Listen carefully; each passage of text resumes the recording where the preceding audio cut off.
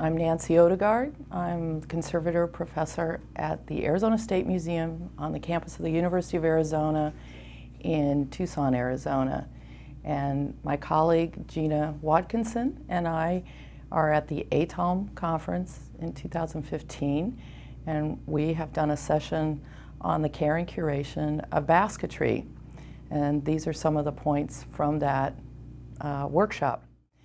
What I have in front of me are a number of objects. These are all miniatures, but they represent the types of materials and some of the technologies that we might see in museum collections and somewhat associated with basketry. So with handling, we use a couple types of gloves in museum collections.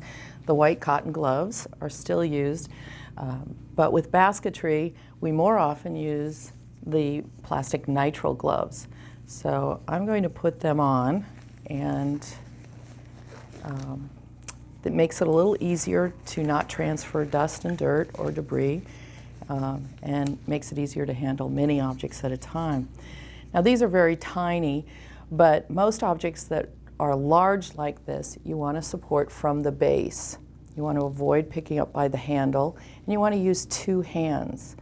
We try to always use, unless we're just moving from one part of a table to another part, or from one table to the next in very close proximity. Otherwise, we like to use carts to transport objects. So you look for the most stable part, which is the base.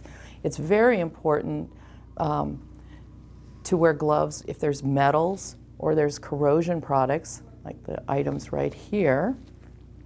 And if there's items that have a handle, we try to avoid picking those up by the handle or by the rim.